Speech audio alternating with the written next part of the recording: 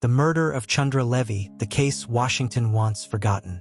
Before we dive in, kindly hit the subscribe button and let us know where you are watching from in the comment.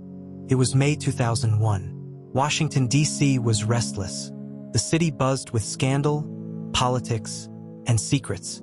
And then one secret became darker than the rest.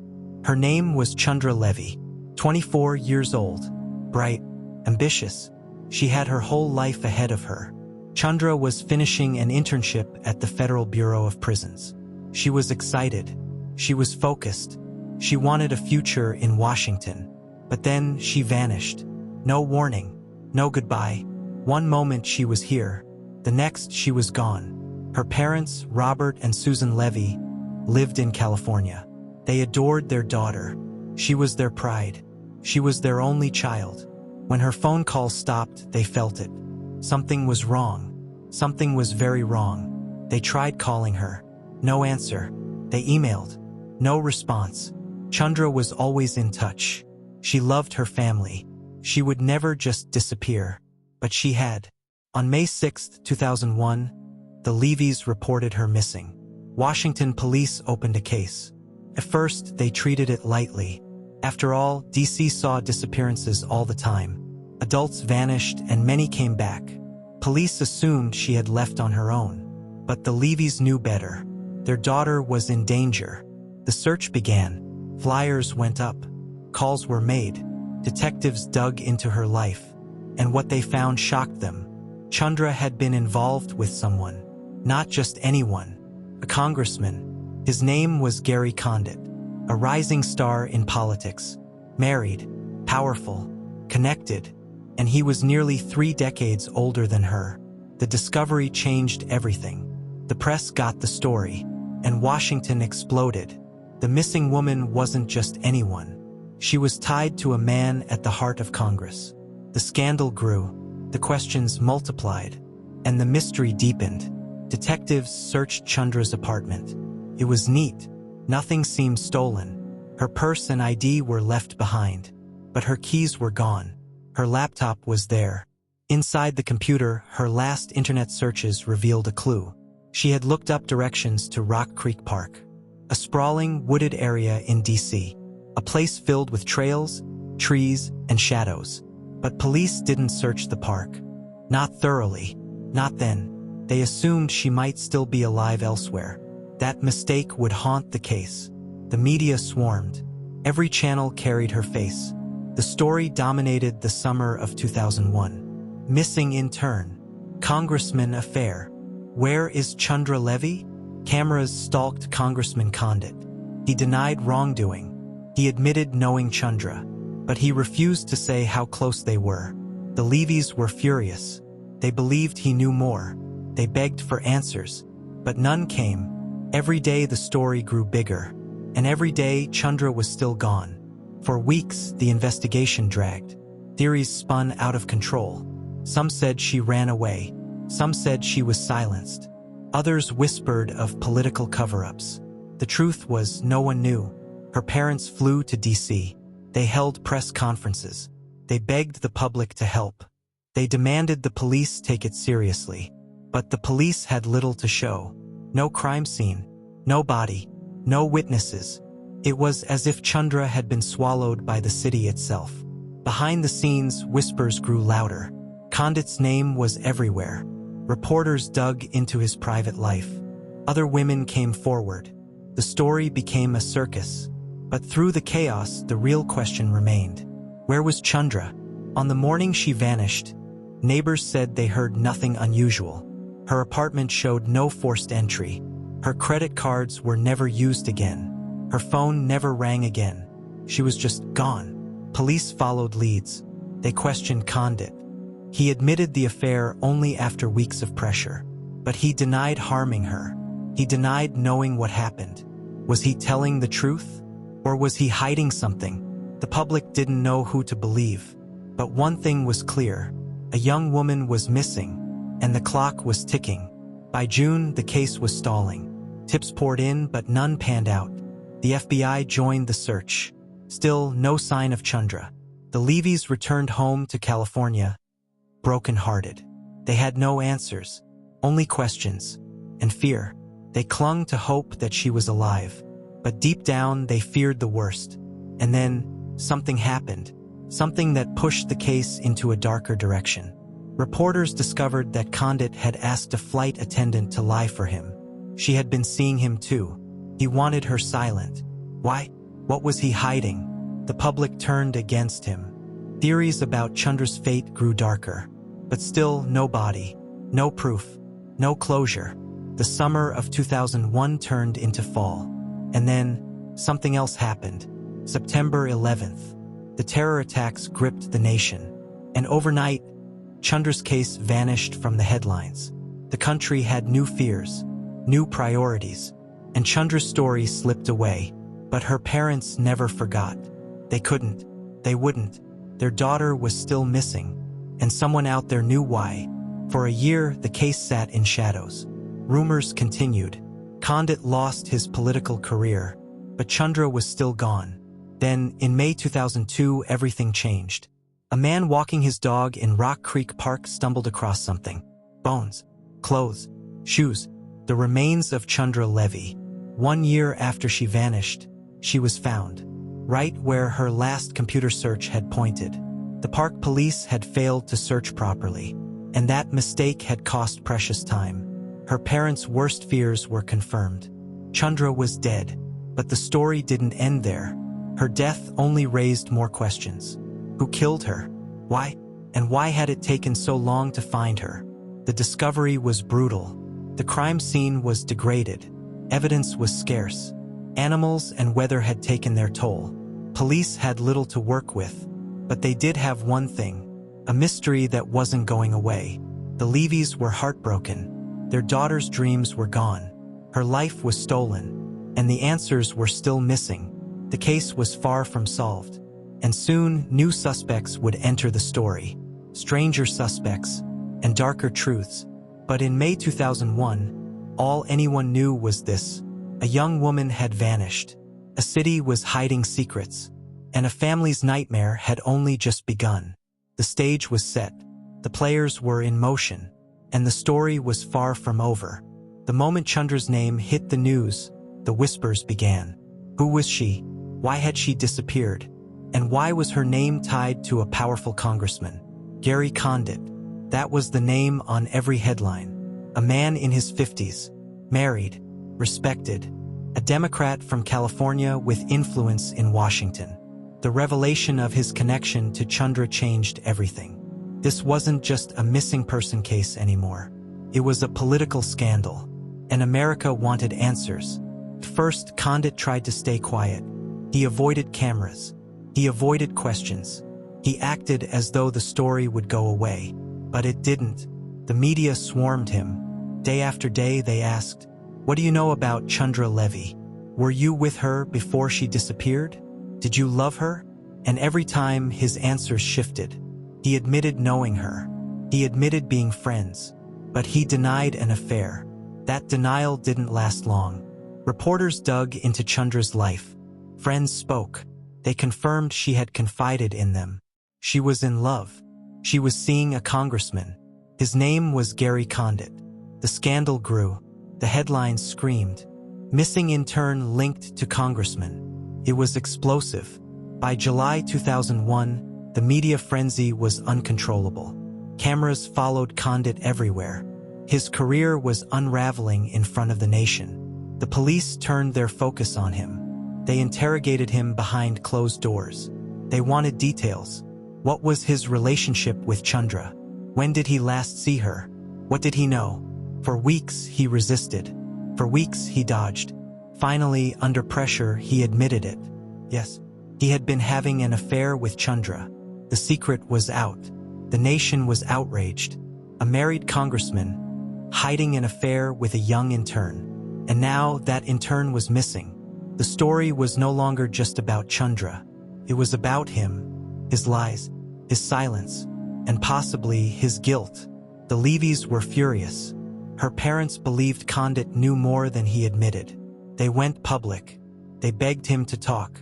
They demanded honesty. But Condit stayed cold. He offered no comfort, no answers. no support. The public turned against him. He looked guilty. He looked like a man with something to hide. The tabloids feasted. Stories of Condit's other affairs spilled out. Flight attendants, other women, secrets hidden in shadows. The portrait was ugly. A man of power, a man of secrets, and a young woman now gone forever. Inside the investigation, police struggled. The affair gave motive, but there was no evidence. No body, no crime scene. They had suspicion, but nothing more. Yet the spotlight never left Condit. To many, he was guilty in the court of public opinion. He looked the part. He acted evasive, and he seemed desperate to protect himself, not Chandra. Then came the interviews. The big one aired on national TV. Gary Condit finally sitting in front of cameras, answering questions, or at least pretending to. The public watched closely. His voice was calm, his answers careful, too careful. When asked if he killed Chandra, he denied it. When asked if he knew where she was, he said no. But the damage was done. His image was shattered. The nation didn't believe him. Meanwhile, the Levys suffered. Their daughter was gone. Their pain was raw, and they had to endure watching politicians and reporters turn her case into entertainment. They felt alone. They felt abandoned. And they blamed Condit. Her mother, Susan Levy, called him out publicly. She said he was hiding something. She begged him to reveal the truth. But his silence cut deeper than any denial. The investigation began to stall. Leads went cold. Theories ran wild. Some believed Condit arranged something. Some believed Chandra knew too much. Others wondered if she had been silenced to protect his career. The speculation was endless. But the evidence was absent. Then came a strange twist. Investigators revealed Chandra's last computer searches. Rock Creek Park. Trails. Maps. Why was she looking at the park? Was she planning to go for a walk? Did someone lure her there? Or was it random? The park became a focus. But when police searched, they found nothing. The woods were vast. The search was incomplete. And the trail went cold. That decision would haunt the case forever. As the summer dragged on, Condit's political life crumbled. His constituents turned away. His colleagues distanced themselves. The scandal had destroyed him. But for the Levys, politics meant nothing. All that mattered was their daughter. And she was still missing. Behind the scenes, investigators considered other suspects. There were reports of assaults in Rock Creek Park. Women attacked by strangers. Robberies. Violence. Could Chandra have been another victim? Was her death unrelated to Condit? The possibility was there. But the scandal was too loud. All eyes remained on the congressman. Then, a critical moment. Police admitted they had no solid evidence against Condit. They had no proof. No DNA. No weapon. No witnesses. All they had was scandal. It wasn't enough. The investigation slowed. And the public grew restless. But for the Levys, time was torture. Every day felt endless. Every night felt unbearable. They wanted answers. They wanted justice. And they believed Condit was hiding the truth. The summer of 2001 was chaos. The headlines screamed her name. The scandal consumed the nation. But still, there was no sign of Chandra. And then September came. The world changed. Terrorists struck.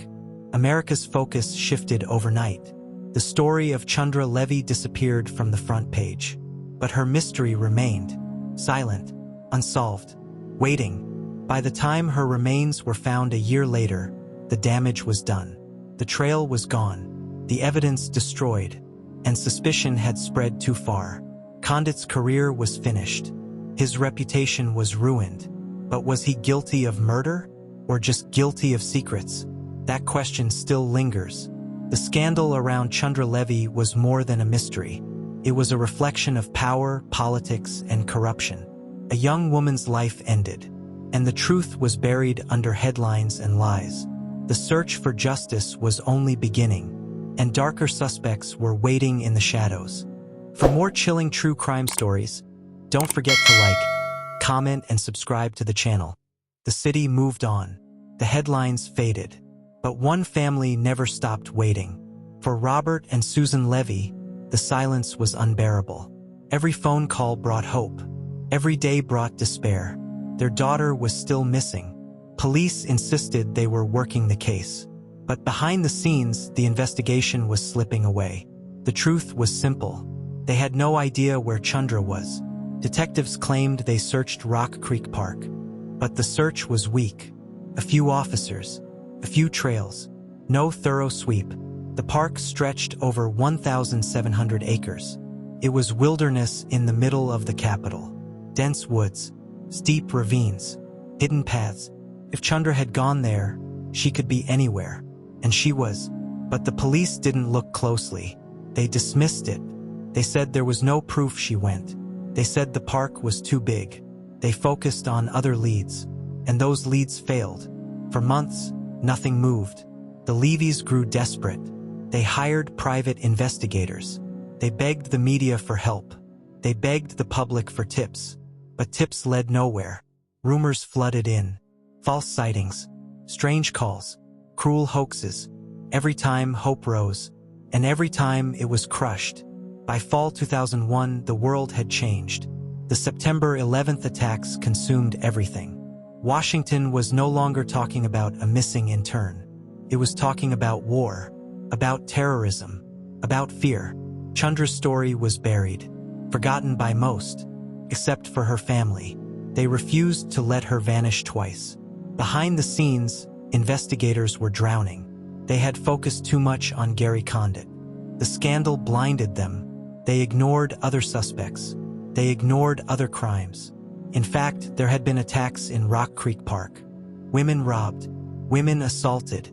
One attacker stood out. A man named Ingmar Guandique. But back in 2001, police barely noticed him. They thought Condit was the key. And that mistake delayed justice. The months turned into a year. And then, May 22, 2002, a man was walking his dog in Rock Creek Park. He strayed off the main trail, into the brush, into the woods. And there, hidden in the leaves, he saw something. Something white. Something terrible. Bones. The police were called. They rushed to the site. And soon it was confirmed. The remains were Chandra Levy. Her skull. Her ribs. Fragments of her life. Scattered in the dirt. Her clothing was there too. Leggings. A sports bra. Running shoes. The items she wore the day she vanished. The discovery was crushing. The Levys' last hope died that day. They knew now. Their daughter was never coming home. But with the truth came new questions. Who had left her here? Why wasn't she found sooner? And what had really happened in Rock Creek Park? The crime scene was a nightmare. Her body had been exposed for a year. Rain, wind, animals, all had destroyed evidence. There was no DNA, no clear cause of death, no weapon, no blood, just bones. And mystery. The FBI examined the remains. They concluded she was murdered, strangled most likely. But beyond that, they had little. The case had slipped through their hands. They had lost the chance to catch the killer in time. The Levys were devastated. Their grief turned to anger. They blamed the police. They blamed the government. They blamed everyone who failed to act. And they had reason. Her computer search had pointed to Rock Creek Park from the start. If the police had searched properly, she might have been found sooner. Maybe evidence would have survived. Maybe the killer would have been caught. But now it was too late. The press returned. The cameras flashed again. The story was back. But it was different now. This was no longer a missing person case. It was a homicide, and Washington had blood on its hands. Condit's name returned to the headlines. He was still the main suspect. Even with no evidence, people believed he was involved. The scandal clung to him like a shadow, but the police couldn't charge him. They had nothing solid, only suspicion. And in the background, another man sat quietly in prison. A man with a history of violence in Rock Creek Park. A man who might have crossed paths with Chandra. But for now, that name was just a whisper. The investigation was still lost in the fog. The Levys fought for answers. They fought for justice. But Washington wanted the story to end. It was messy. It was embarrassing. It was political poison, so officials went silent. The case dragged on. The family suffered in darkness. The discovery of her remains should have brought closure. Instead, it brought more pain. Proved she was gone, but it proved nothing else. Who killed her? Why? And how had so many failed her? Those questions echoed louder than ever. The police promised progress. They promised the investigation was alive. But months passed, then years, and still no arrest. The Levys kept her memory alive. They refused to let her name fade. They demanded justice even as the world moved on. But the case was collapsing. Evidence was gone. Witnesses were unreliable. And the public had grown tired. It seemed the truth would never come. Then came a shift. A new theory. A new suspect. And for a moment, hope returned. Investigators finally looked beyond Condit. Finally, they considered the park. Finally, they looked at the man already in prison. His name was Ingmar Guandique. And soon, he would become the center of the storm. The discovery of Chandra's remains was not the end. It was the beginning of a darker chapter. A chapter filled with wrongful blame, with failed justice, and with a trial that would crumble under its own weight. Her bones were found, but her killer still walked free, and the nightmare was only deepening. The discovery of Chandra Levy's remains reignited the case. The scandal returned. The headlines screamed once again, but this time investigators faced a choice. Would they keep chasing Gary Condit, or would they finally look elsewhere? At last, they turned their eyes to another man. A man already locked behind bars. A man with a violent history in the very park where Chandra vanished. His name was Ingmar Guandique. Guandique was no stranger to crime. He was an immigrant from El Salvador. He had joined a gang as a teenager. He had a record of violence. By 2001, he was in Washington, D.C., and he was hunting. 2 women had already reported brutal attacks in Rock Creek Park. Both had been jogging. Both had been ambushed. Both had survived. The attacker had used a knife. He dragged them into the brush. He tried to overpower them. That attacker was Guandique. Police caught him. He was convicted. He was sentenced to 10 years in prison. But there was a problem. This was the same park where Chandra's body had been found. And suddenly, Guandique looked like the perfect suspect. In 2002, investigators questioned him. He denied killing Chandra. He admitted to other attacks, but not hers. Still, the suspicions grew. At first, prosecutors held back. They wanted a stronger case. They didn't have enough evidence. No DNA, no fingerprints, no eyewitnesses. But public pressure was boiling. The Levys wanted justice. The media wanted answers. The city wanted closure. Years passed. The case dragged on. Until finally, in 2009, prosecutors made their move. They charged Ingmar Guandique with the murder of Chandra Levy. The trial began in 2010. It was a spectacle. Every camera pointed at the courthouse. Every headline carried her name again.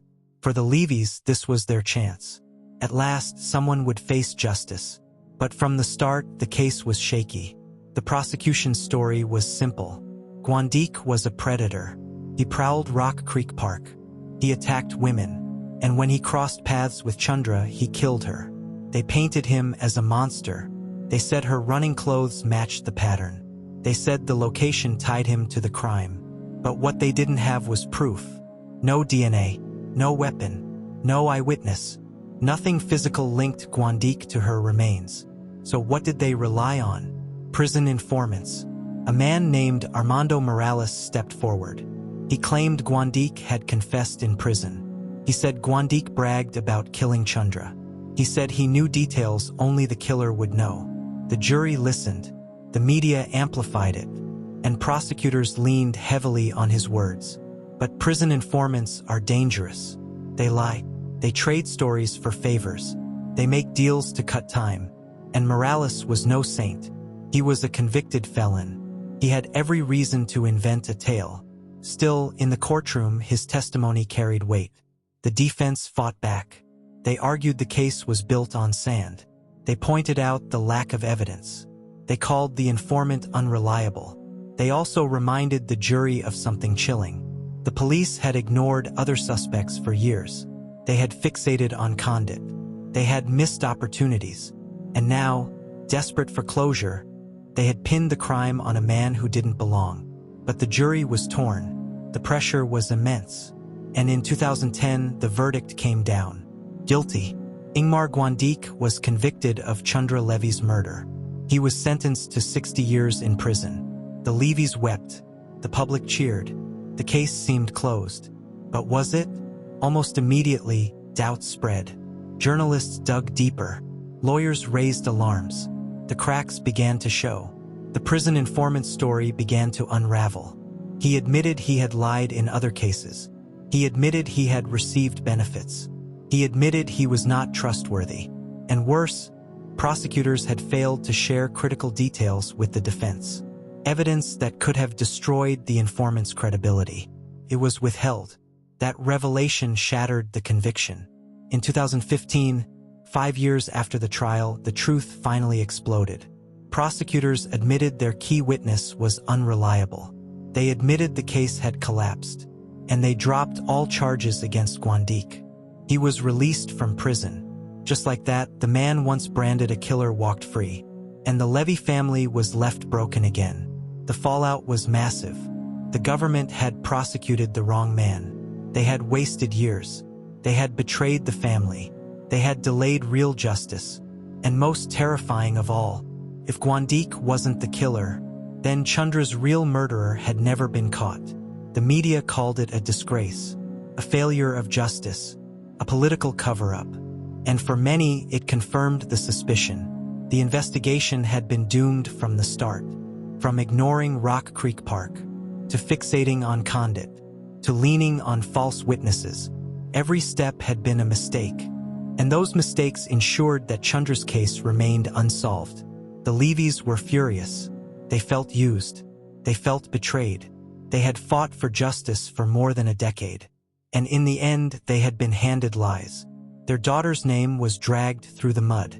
Her death was turned into a political circus. And her killer was still out there. As the case collapsed, questions returned to Condit. But the evidence still wasn't there. He had lost his career. He had lost his reputation. But he was never charged. And to this day, he insists he had nothing to do with Chandra's death. So where did that leave the case? Nowhere. The investigation had run in circles for nearly 2 decades. It had destroyed reputations. It had punished the wrong man. And it had failed the only person who mattered, Chandra. Her death remained unsolved. Her family remained in pain. And Washington remained silent. The case that once shook the Capitol had become something else. Cautionary tale. A symbol of how justice can break down. How politics can poison the truth. And how a young woman could vanish in the heart of America's capital.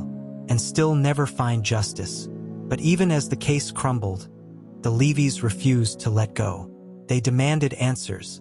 They demanded the government face its failures. And in time, the story of Chandra Levy would reveal something darker. Not just a failed investigation, but a scandal that Washington wanted buried. Because in this city, some truths are too dangerous to face. And that is why Chandra's story was never just about her. It was about power, secrets, and the lengths people will go to hide them. The courtroom had gone silent. The conviction was gone. Ingmar Guandique was free.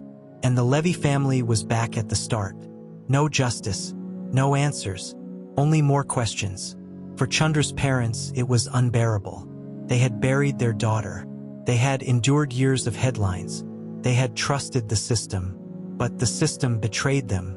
Washington wanted the story gone. Politicians wanted to move on. Reporters shifted to other scandals. The public stopped asking questions. But the mystery never ended. Who killed Chandra Levy? Who silenced a 24-year-old intern in the nation's capital? And why has the truth never come out? Some believe the answer is simple. They say Gary Condit was guilty.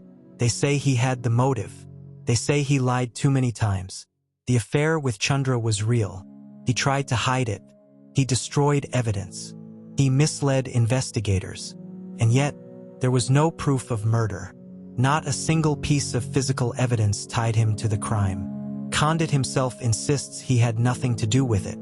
He says he lost everything because of a false suspicion. And today he lives in obscurity, far from Washington. Others believe Ingmar Guandique was guilty after all. Predator. A man who attacked women in the same park. A man who knew how to stalk and strike. The overturned conviction doesn't prove innocence. It only proves prosecutors used the wrong tactics. But again, no evidence ever tied him to Chandra. And then there are the darker theories. Some whisper about government secrets, that Chandra knew too much, that she was silenced, that her death was part of something bigger. She had interned at the Federal Bureau of Prisons. She had access to sensitive files. She had contacts in high places. Could she have stumbled onto something she wasn't supposed to see? Or was she just in the wrong place at the wrong time? The location of her body raises more questions. She was found in Rock Creek Park, hidden off the trail, her clothes scattered, her life erased. Police had searched the park before. They missed her. They walked past her remains. Why? How? Was the body moved later? Was the scene staged? We may never know. For Washington, the case was toxic. It ruined reputations, cost careers. It exposed failures. The police failed. The prosecutors failed. The politicians failed. And through it all, a young woman was forgotten. Chandra Levy was not just an intern. She was a daughter. She was a sister. She was a friend. She dreamed of working for the FBI. She wanted to protect others. She wanted to serve her country. Instead, her death became gossip. A tabloid headline. A scandal. Her humanity was lost in the noise. For her parents, that was the deepest wound. Their daughter's life reduced to rumors. Her memory tainted by scandal. Her case buried by politics. They begged for answers. They begged for respect. But Washington moved on. Today, the Chandra Levy case remains unsolved. It is a cold case. It is a scar on the justice system. And it is a story many want to forget. But forgetting does not erase the truth. Maybe Condit knows more than he admits. Maybe Guandique was the killer after all. Maybe someone else entirely was responsible. What we do know is this. The investigation was botched. The evidence was weak. The justice system failed. And Chandra Levy deserved better. In the years since, true crime fans have kept her name alive. Podcasts, documentaries, articles, each revisits the same haunting questions. Each reminds us that this case is not closed. The Levy family still waits. They still want justice. But time is running out. Memories fade. Witnesses vanish. Evidence is gone. And Washington would prefer silence. That is why this story matters. Because it is not just about a single murder. It is about power. It is about corruption. It is about failure. When a young woman can vanish in the capital of the United States, when investigators chase the wrong leads, when prosecutors convict the wrong man, and when politicians walk away, it shows us something chilling. No one is safe, and justice is never guaranteed. Chandra Levy's ghost still lingers in Rock Creek Park. Her name still haunts Washington, and her story is a warning that the truth can be buried, a warning that scandals can silence justice, a warning that the powerful can move on while families suffer. But you and I, we remember, we tell her story, we refuse to let it fade, because the case of Chandra Levy is not just a mystery. It is a mirror. It reflects the flaws of a nation, and it asks a question we still cannot answer. Who killed Chandra Levy? Until the day that answer is found, her story will remain one of America's darkest mysteries. The case Washington wants forgotten, but we will not forget. For more chilling true crime stories, don't forget to like, comment, and subscribe to the channel.